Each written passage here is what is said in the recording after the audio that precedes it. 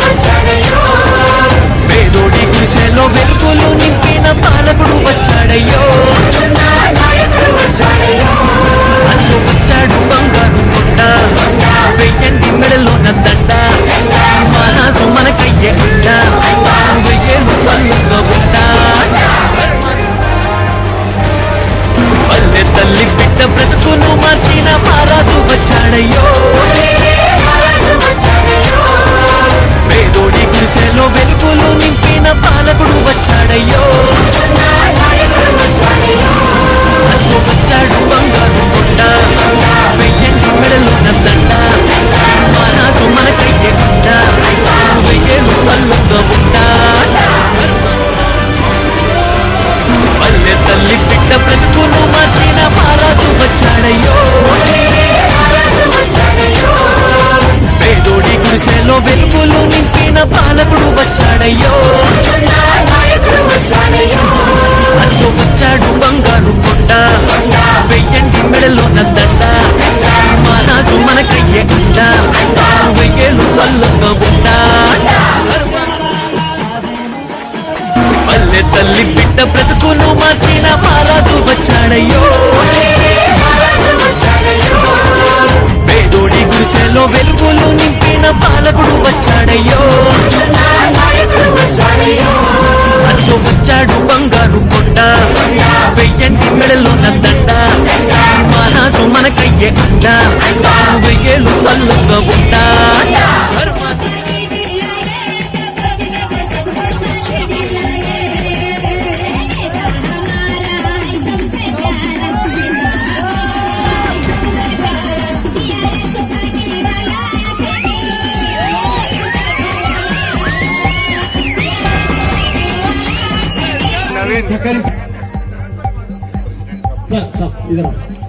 Ashok sir teacher ఇక్కడికి వారు welcome చేయాల్సిందిగా కోరుతున్నాం.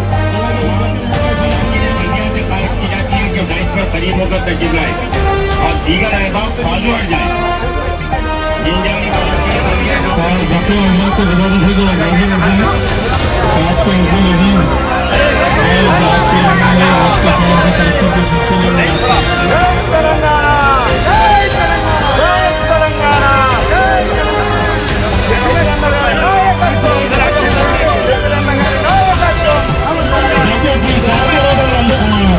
सिलसिले కౌన్సిలర్లందరూ కూడా మున్సిపల్ కౌన్సిలర్లందరూ కూడా వేదిక మీదకి రావాల్సిందే కోరుతున్నాం. అలాగే మున్సిపల్ చైర్మన్ గారు కూడా ఉంటే వేదిక మీదకి రావాల్సిందే కోరుతున్నాం. ఇక్కడ ఉంటే అలాగే గౌరవ అద్భుత కార్యక్రమం దాదాపుగా 15 గంటల నుంచి మహిళలంతా ఇంత ఓపికత కూర్చున్నారంటే మామూలు విషయం కాదు. అక్కడ అందరూ కూడా జోహార్లు ఒక్కసారి గట్టిగా చెప్పట్లు. షకీలన్న మీద మీకు ఎంత ప్రేమ ఉంది, ఎంత అభిమానం ఉంది అనే దానికి ఒక నిదర్శనం. तमाम लोगों से गुजारिश है कि जो लोग भी गुलपोशी करें मेहरबानी करके स्टेज से उतरेंगे प्लीज. बाकी के लोग भी आपको दोस्तों उनका इंतजार कर रहे हैं. लोग गुलपोशी में मसरूफ है. जो लोग गुलपोशी कर और ये खातिन के लिए जगह दे गुलपोशी करने के लिए आना चाहती है पेश करना चाह रहे हैं. जो बिना स्टेज से उतर जाइए, स्टेज पर खातिन को मौका दीजिए. तादाद ज्यादा हो रही है. आपकी गुजारिश है जो लोग फारिग हो चुके हैं वो नीचे उतर जाएं. खातिन को मौका दें. ये गुलपोशी करना चाह रहे हैं. लखनऊ का ग्रुप है. शख्सियत आपके वार्ड में रहने वाली शख्सियत आपके अपने भाई जनाब मोहम्मद शकील आमिर साहब जो आपकी दुआओं से रुकन असेंबली की हैसियत से आपके सामने मौजूद है. आपकी उनकी आमद के मौके पर जहाँ खवातीन गुलपोशी कर रही हैं, नौजवानों से गुजारिश की जाती है कि इस्तकबाल तालियों की गूंज में करें. जो दूर दूर ठहरे हुए आजाद से कायद की जाती है का वक्त हो गया. बहुत देर से बैठे हुए हैं. प्लीज मेहरबानी होती है, बाद में कर लेंगे सिलसिला. चलिए शुक्रिया जज़ाकल्लाह. सब लोग बैठ जाइए प्लीज. मेहरबानी करके बैठिए. बैठिए मेहरबानी करके बैठिए. गंगाराम धूप सिंह बैठो.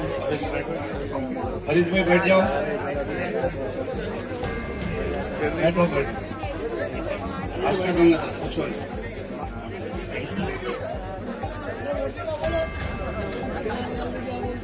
हमारे मोहम्मद सोहेल वाइस चेयरमैन बोधन और डाइस पे तशरीफ फरमा आली जनाब market committee chairman Venkateshwar Rao Desai साहब, आली जनाब रविंदर यादव साहब, town president TRS party Bodhan, secretary जनाब अब्दुल रहमान साहब और डीसीसीबी डायरेक्टर हमारे बड़े भाई गिरदावर गंगा रेड्डी साहब, उसी तरीके से हमारे बड़े भाई हमारे बहुत ही अजीज हमारे आबिद भाई वकील साहब, काउंसलर सत्यम साहब, हमारे टीआरएस पार्टी के नेशनल लीडर जनाब अब्दुल रज्जाक साहब और नवीपेट मंडल प्रेसिडेंट नरसिंह राव साहब, पीछे अब्दुल रहीम साहब आपके रिप्रेजेंटेटिव काउंसलर वार्ड नंबर 34 के, और इम्तियाज साहब काउंसलर साहब, अब्दुल्ला साहब, इंदिरा करण साहब, श्रीकांत गौड़ साहब, गंगाराम साहब, धूप सिंह साहब, एमपीपी बुद्धा राजेश्वर साहब, उधर पीछे बैठे हुए काउंसलर जावेद भाई और हमारे जूनियर एमएलए बोधन के अशफाक साहब,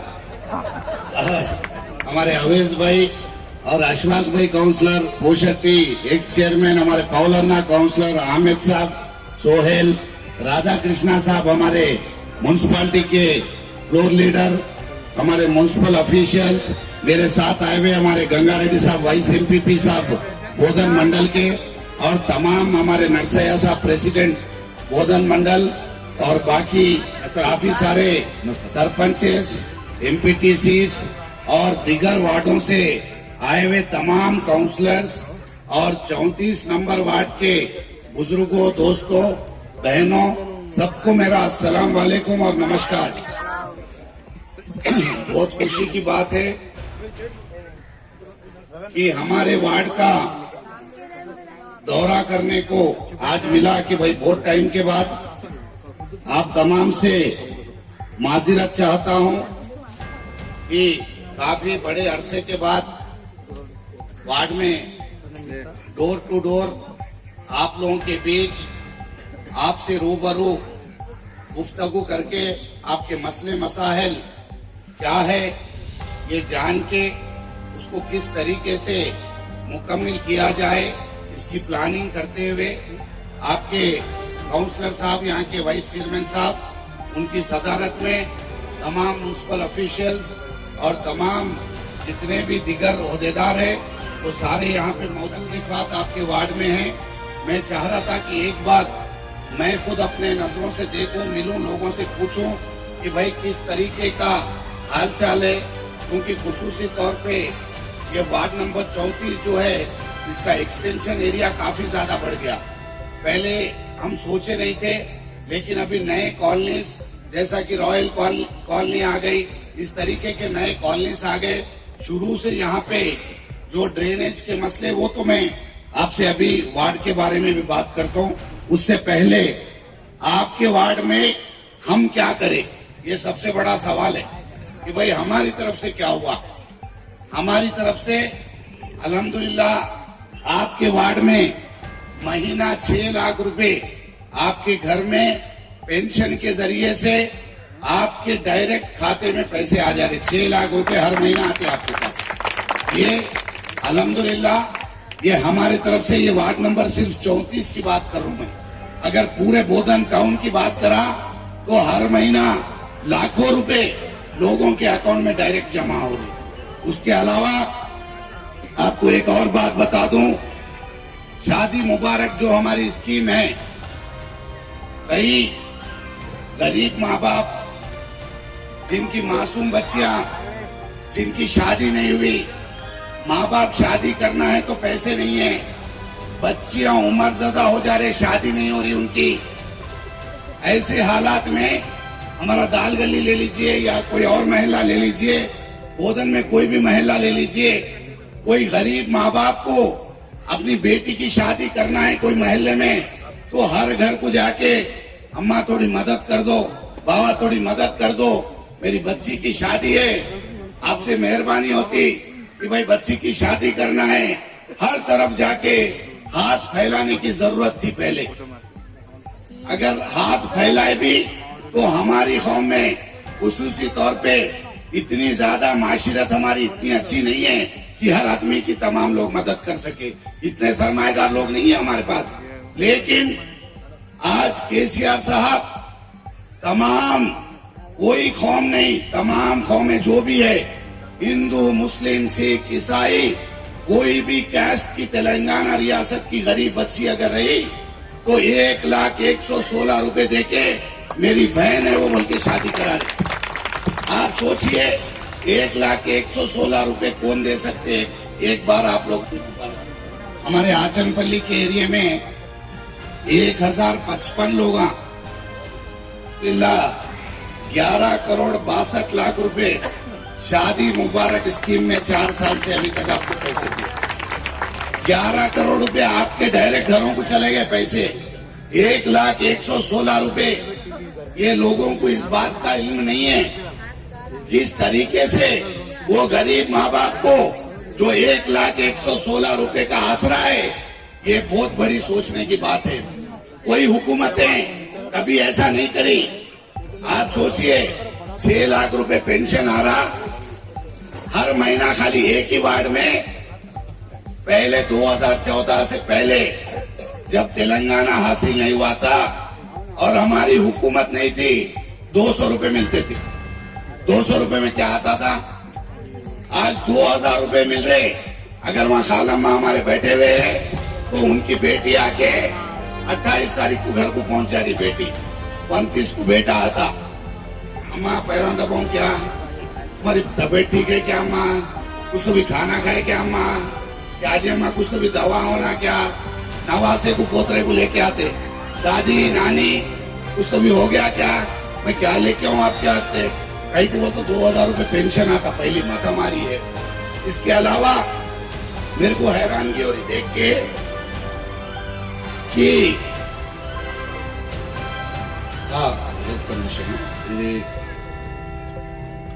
13 लाख 18 ग्रुप्स को लोन भी अपने वार्ड में दिए गए और भी ज्यादा से ज्यादा आप लोगों को लोन देंगे।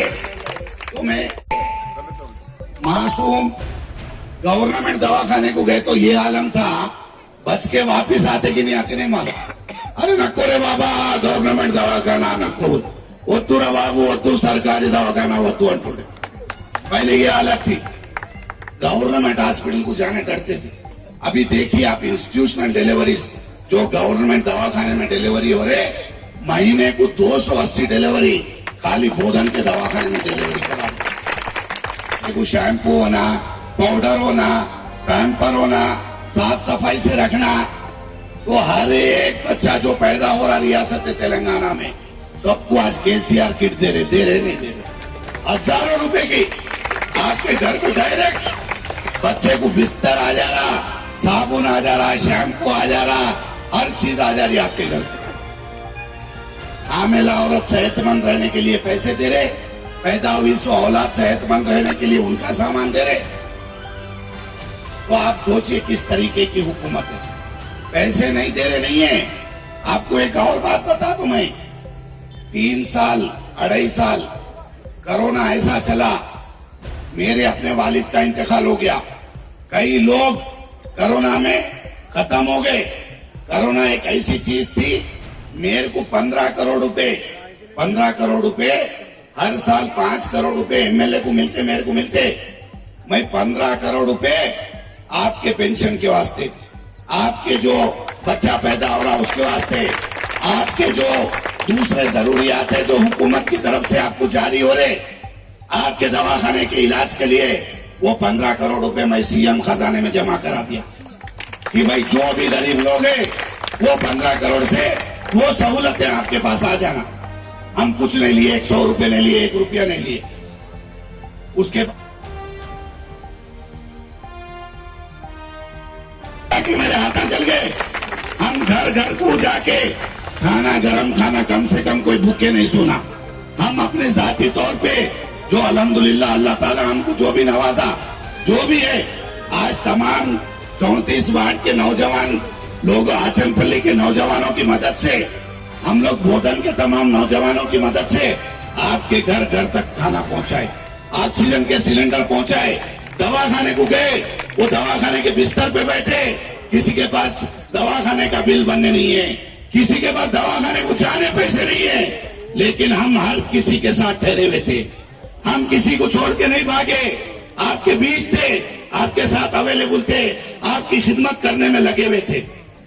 लेकिन जो वार्ड की मेरी मोरी नहीं बनी, रोड नहीं बनी, ये जिंदगी भर के काम है, ये भी बनाना हमारी जिम्मेदारी है। हम जरूर करेंगे ये सारे काम। आज आपके वार्ड में कम से कम 2.5 करोड़ रुपए लगे।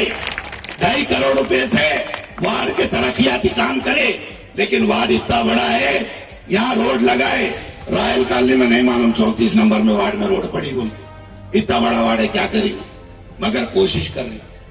मैं आज आपको बता दूं कि आपके वार्ड में अभी 4 करोड़ रुपए लगा के तमाम तरक्याती काम फौरन से फौरन रमजान से पहले पूरे काम इंशाल्लाह मुकम्मल कराएंगे।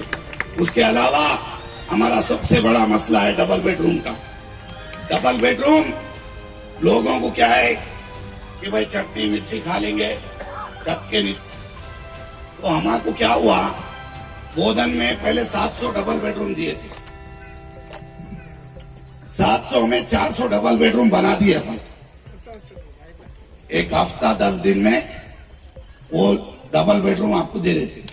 वो कैसा देते, वार्ड में 10 लोगों को मिलता, 10 लोगों को 8 लोगों को मिलता। उसके अलावा 34 नंबर वार्ड में जो लोगों के पास जमीन है, घर बना लेना चाह रहे, वैसे 35 घरों को 3-3 लाख रुपए मेरी तरफ से घर का लोन आपको दे देते। अब उसके अलावा भाई हमारे घर में जमीन नहीं है, कुछ नहीं है, हम किराए से रहते हैं, अब क्या करना, ये भी बड़ी परेशानी की बात है। गवर्नमेंट की जमीन नहीं है देने के लिए, अब जमीन देके घर बनाना जरूरी है। तो मैं आज सुबह फिर रहा था बोधन शहर में, तो मेरे दिमाग में एक बात आई कि भाई वाकई में गरीब लोग जाएंगे कहाँ के। भाई मेरे पास तो घर है ही नहीं, जमीन खरीदने की सकत नहीं, तो अब जिंदगी जीना कैसा। मेरे दिमाग में एक चीज है कि भाई क्या करना। तो मैं ये सोचा कि हमारे शक्कर नगर में निजाम शुगर फैक्ट्री की जमीन है हमारे राधा कृष्णा साहब के वार्ड में। राधा कृष्णा साहब से भी मैं बात करा था, और धूप सिंह साहब के वार्ड में है, हमारे धूप सिंह साहब के वार्ड में है, तो इंदिरा करण के वार्ड में है। ये तमाम कलेक्टर आरडीओ वार्ड के कम से कम एक 25 लोगों को या 30 लोगों को, 40 वार्ड है हमारे पास, 1000 प्लाट भी हमारे को निकल गए। 125 गज के 1000 प्लाट निकाल दिया। पहले वो प्लाटों का पट्टा आपको दे देंगे, उसके ऊपर आपको घर तामीर करने के लिए 3-3 लाख रुपए दे दिए, ठीक है ना। आप तामीर करिए, इंशाल्लाह 1 महीने 1.5 महीने के अंदर वो पट्टे पूरे आपको एक प्रोग्राम रख के तमाम बोधन के 1000-1200 जो लोग हैं सबको बुला के वो पट्टे पूरा लेआउट बना के म्युनिसिपालिटी के तहत वो लेआउट पूरा ऑफिशियल बना के आपको वो प्लाट हैंडओवर करेंगे। देखिए हम काम करने के लिए मर जा रहे, मिट जा रहे, मौका चाहिए, दस्तूर चाहिए, माहौल चाहिए, सिचुएशन। उनकी खिदमत करने के लिए मैं हमेशा तैयार हूं। तो हमारी पूरी कोशिश रहेगी आज वार्ड में फिर के तमाम जो काम थे 34 नंबर वार्ड में मुकम्मल तरीके से मेरे दिमाग में आ गए हैं, और सोहेल साहब की सदारत में वादा करता हूं कि अगर ये वार्ड में एक रोड एक ड्रेन बची भी रहेंगी तो हम आपसे वोट पूछने नहीं आएंगे। पूरा मुकम्मल काम 34 नंबर वार्ड का हर तरीके से काम पूरा मुकम्मल करेंगे, नहीं तो आपकी गली में घर के पास आके वोट भी नहीं पूछेंगे, ठीक है। मगर इसमें आपकी भी ताउन की जरूरत है, आपकी भी मदद की जरूरत है, समझदारी की जरूरत है। 2 लोग सामने घर वाले लड़ ले रहे, काम होने नहीं दे रहे, ऐसा मेहरबानी करके मत कीजिए। तरक्याती काम के लिए किसी एक को कुर्बानी देना पड़ता, छोटी बात है, छोटी बात रहती, लेकिन जिंदगी भर लड़ के जिंदगी खत्म कर लेते। भाइयों बहनों, इतिहास लाने की कोशिश करो पहले। इत्तेहाद की कमी है हमारे पास। तरक्याती काम आगे बढ़ने दीजिए, तरक्याती काम रोकिए मत, इससे सबका खसारा हो जाएगा, सबका काम खराब हो जाएगा। एमएलए साहब हमको क्या करे, एमएलए साहब हमको क्या करे, मैं कोशिश करता हूँ आप लोग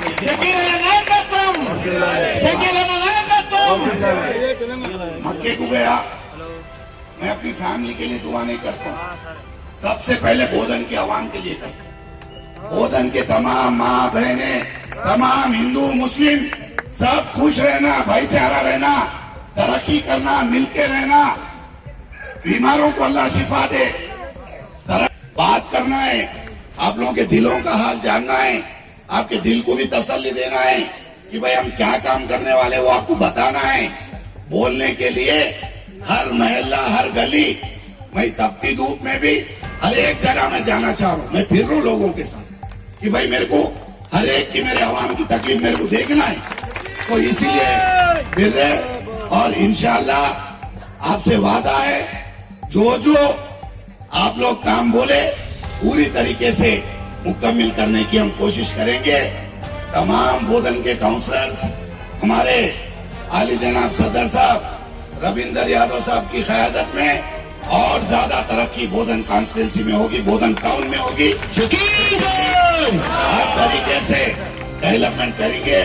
आज हर गांव को मैं जा रहा हूँ, हमारे गंगा रेड्डी साहब, राजेश्वर साहब, नरसैया साहब, तमाम मेरे सरपंच, एमपीटीसी, हर गांव गली, अजलाओं, देहातों में भी बहुत बड़े मुश्किल हैं। मेरे को ये नहीं है मैं बोधन का एमएलए नहीं हूँ, मैं 110 गाँव वो है, 40 वार्डा आपके, 150 जगह मेरे को जाना पड़ता, उसके अलावा 2.5 लाख 3 लाख लोगों के तमाम फिरियादा मेरे को सुनना पड़ता।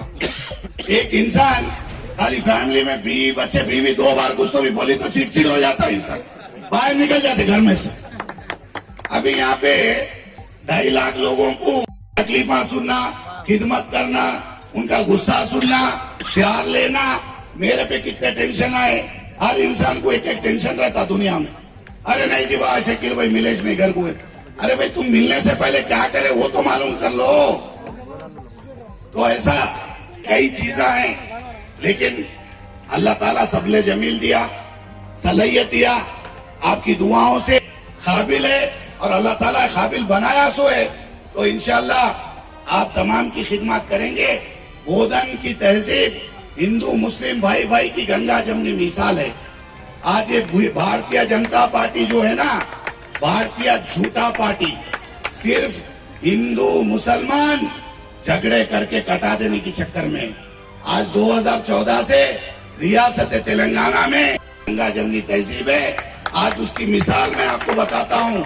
हमारे रविंदर साहब मैं एक प्लेट में खाना खाते, राधा कृष्णा मैं एक प्लेट में खाना खाते, धूप सिंह मैं एक प्लेट में खाना खाते, गंगा रेड्डी साहब हमारे एक साथ खाना खाते, एक प्लेट में खाना खाते, साथ में बैठते, ऐसी हमारी तहजीब है। लेकिन आज रियासत तेलंगाना को नजर लगा के एक ऐसी हरामी आंख इनकी है कि इन लोग किसी हाल में यहाँ का माहौल खराब करने की कोशिश कर रहे हैं। यहाँ पे सिर्फ फसाद फैलाना है और जो है दहशतगर्दी फैलाना है, ऐसा माहौल पैदा कर रहे।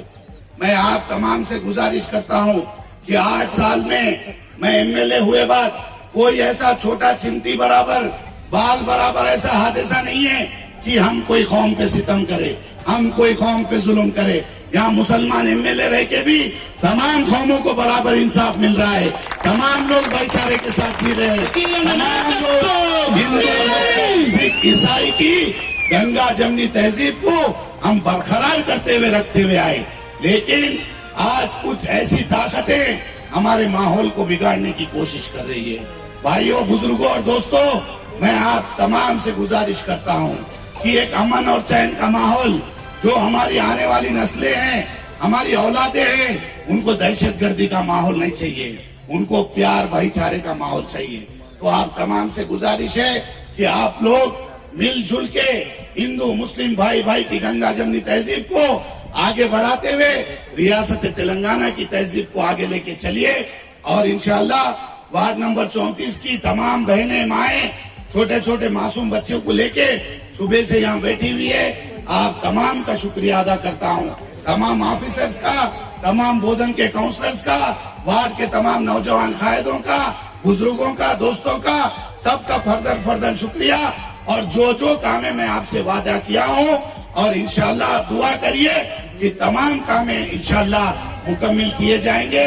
ये मौका देने के लिए आप तमाम का मैं तहे दिल से शुक्रगुजार हूँ। और रमजान के बाद फिर एक प्रोग्राम होगा, वो प्रोग्राम में जो कामें आपसे वादे किए गए वो तमाम काम पूरे करके आपके सामने फिर आके मैं सुनाऊंगा। आप तमाम का तहे दिल से शुक्रिया अदा करता हूँ। जय तेलंगाना। हमारा हाथ उठाना पड़ता है हमारी रियासत